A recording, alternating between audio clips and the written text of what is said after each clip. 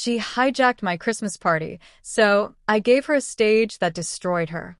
I learned something brutal that December in New York City. Sometimes, the people who smile the widest at your table are secretly sharpening knives under it. She didn't just try to steal my Christmas party. She tried to steal my life, my reputation, and the one thing I built with love. So, I let her. And when the lights finally turned on, she realized the spotlight burns. Before I continue, please subscribe to my channel to see more interesting stories. Thank you. The invitation that broke me. The email went out at 6 a.m. I was still in bed when my phone started vibrating like it was panicking. Wait, isn't this your party? Congrats to her? Did you two plan this together? I sat up, heart pounding, and opened the message. Join us for the annual Carter and Company Christmas soiree, hosted by. My breath caught. Not my name. Hers. Madison Blake. My former assistant. My friend. The woman who cried on my couch when her engagement fell apart. She had removed my name completely. This party wasn't just a party. It was my signature event, 5 years running. A high-profile holiday gathering for creatives, investors, and media executives in Manhattan. My brand. My reputation. And now, she had announced herself as the host. I scrolled down, hands shaking. Same venue. Same date. Same guest list. Even my handwritten tagline was copied word for word. That was the moment the betrayal landed in my chest like glass. She didn't ask. She didn't warn me. She erased me. And I realized, this wasn't a mistake. It was a takeover. And she thought I wouldn't fight back. The girl I let too close. I met Madison 2 years earlier in Brooklyn, when she was desperate, broke, and brilliant in a quiet way. I gave her a job when no one else would. I taught her everything. Vendors, contracts, guest relations, PR strategy. I trusted her. Too much. She knew the party mattered to me. It was how I honored my late mother, who taught me that celebration was survival. Every December, I poured my grief into gold lights and champagne smiles. Madison watched all of it. She watched me cry in the supply closet once, holding a centerpiece that reminded me of Mom. And now she was wearing my grief like a costume. When I called her, she didn't answer. When she finally texted, it was one sentence. It's just business, Elena. Don't make this awkward. Business. I laughed out loud, one of those hollow laughs that scares you because it doesn't sound like you. She wasn't stealing an event. She was stealing my story. But what Madison didn't know was this. I never confront. I calculate. And if she wanted the party, I would let her have it. The silence that scared her. I didn't reply. No angry email. No public correction. No social media meltdown. Instead, I did something far more dangerous. I went quiet. In Los Angeles, where I had flown for a pre-holiday brand meeting, I watched from a distance as confusion spread. Guests started asking questions. Sponsors hesitated. Vendors called me, not her. And I told them all the same thing. Proceed as planned. Madison grew bold in my silence. She posted behind-the-scenes updates. She wore my signature red dress style in photos. She thanked people for believing in her vision. My vision. I let her feel powerful. I let her feel untouchable. Because power makes people sloppy. And Madison was already making mistakes. She just didn't know they were being documented. Every email. Every contract tweak. Every lie. I saved them all. The party was 3 weeks away. And Madison thought she had already won. The deal she didn't read.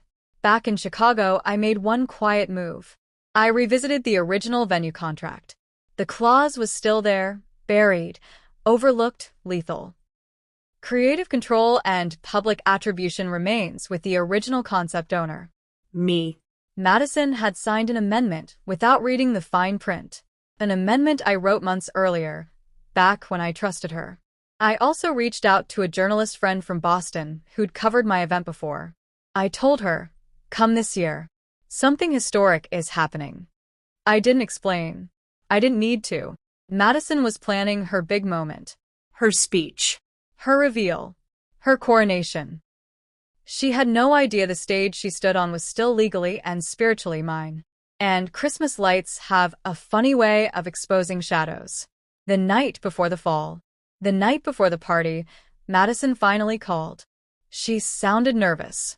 "You're really not coming?" she asked. I smiled into the dark hotel room in Philadelphia, sipping wine. "Oh, I'll be there," I said softly. "Just not how you expect." She paused. I could hear fear trying to stay polite. "I just want us to be okay," she said. So did I. But okay doesn't mean unaccountable. As I hung up, my phone buzzed with confirmations. Heavy checkmark, venue aligned. Heavy checkmark, press seated. Shopbookmarkering avkryet. Heavy checkmark, spotlight scheduled. Tomorrow, Madison would get exactly what she wanted. Attention. And I would finally let the truth walk into the room, wearing heels and honesty. Walking into my own ghost. I arrived at the venue just after sunset. The building stood glowing in Midtown Manhattan, wrapped in warm lights and artificial snow drifting from hidden machines. From the outside, it looked exactly like every Christmas party I had ever hosted. But the moment I stepped inside, I felt like a ghost haunting her own life. My signature gold and ivory color scheme was everywhere. The same floral arrangements I designed years ago. Even a playlist, soft jazz melting into modern soul, was mine. And Madison? She stood at the center of the room, radiant, laughing too loudly, holding court like a queen who'd stolen the crown and convinced herself it always belonged to her. She spotted me across the room. Our eyes locked. For a fraction of a second, her smile faltered. Then she recovered. She walked over, heels clicking confidently. Elena. "You made it," she said, pulling me into a hug that felt like a performance. I whispered into her ear. "Of course. I wouldn't miss my party." Her body stiffened. But she laughed it off, unaware that half the room was already watching us. And watching her closely. The first slip. Madison took the mic an hour later. The room quieted instantly. This was her moment. Her opening speech, the one she'd rehearsed in mirrors. She spoke about vision, about starting from nothing, about creating something magical alone. Alone. I noticed it before anyone else, the hesitation when someone from a major lifestyle magazine frowned. The exchanged glances between two sponsors who remembered my face from last year. Then Madison said it. "I've been planning this event for years." A soft murmur rippled through the crowd. Years? I saw confusion flicker. I saw memory waking up. I stayed seated. Calm. Still. Behind the scenes, the AV team glanced at me instinctively, like muscle memory hadn't forgotten who the real director was. Madison finished to polite applause, but it lacked warmth. And she felt it. As she stepped off stage, she leaned toward me and whispered sharply, "Why are people looking at me like that?" I met her eyes. Because truth has a way of remembering itself. Her smile cracked. Just a little. When the past walks in. Halfway through the night, the guest I'd been waiting for arrived. Clara Reynolds. My former mentor. My mother's closest friend. And the woman who helped me start this party 5 years ago in San Francisco. Clara walked in with slow confidence, scanning the room. Her eyes landed on Madison first. Confusion crossed her face. Then she saw me. Her expression softened. "Elena," she said warmly, hugging me. I wonder how long this illusion would last. Madison appeared instantly, extending her hand. "You must be Clara. I've heard so much about you." Clara smiled politely, then said, loud enough for nearby guests to hear, "Oh, you're the assistant." Silence. Madison froze. I'm the host," she corrected. Clara tilted her head. No, dir. "Elena is." That moment lingered too long to be brushed away. And people started whispering.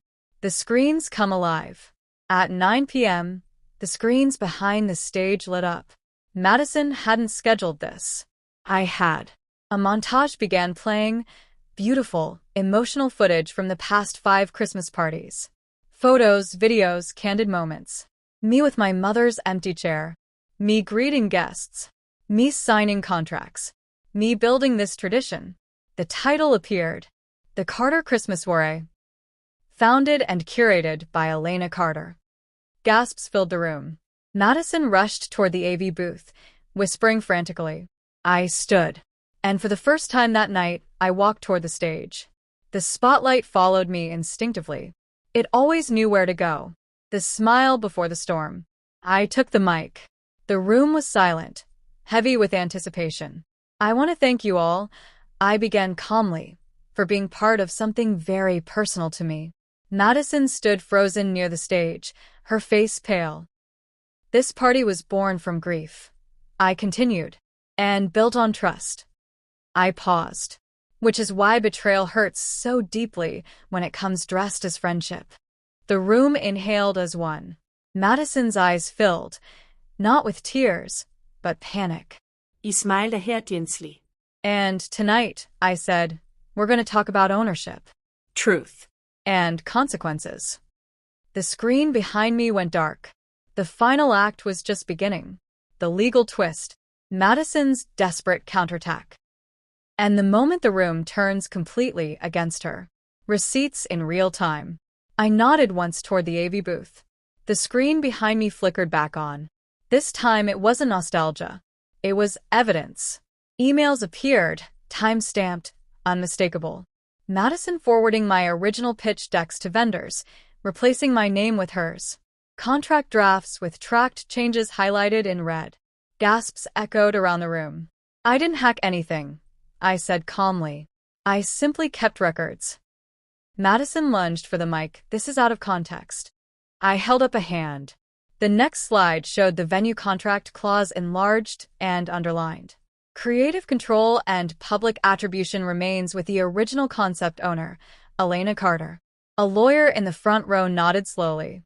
Sponsors began whispering urgently. Madison's face flushed red. You're humiliating me, she hissed. No, I rappelé shuffly. I'm clarifying. The difference matters. And clarity is devastating when lies depend on confusion. Her counter-move. Madison snapped. This party would be nothing without me, she shouted. I ran logistics. I handled vendors. I made it better. Her voice cracked, echoing through the room. And for a moment, I saw her truth, not villainy, but envy that had fermented too long. I never said you weren't valuable, I told her. I said you weren't the owner. She turned to the crowd. She's trying to destroy my career. I stepped closer. No. I'm giving it back to you unaltered. Then I gestured to the screen again. Another email appeared. This one recent. Madison attempting to cut me out completely, requesting exclusivity in her own name. That was the moment sympathy drained from the room. You could feel it. Betrayal is forgivable. Erasure is not. The room chooses. A sponsor stood up. I backed this event because of Elena, he said plainly. Another followed. Same. A third. We were misled.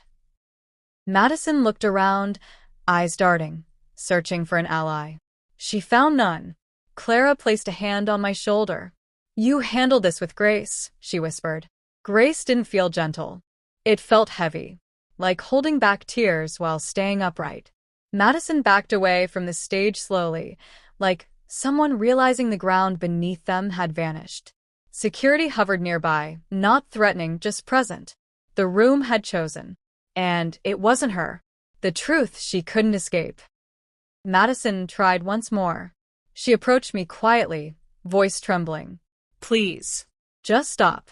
I'll fix it. I'll credit you.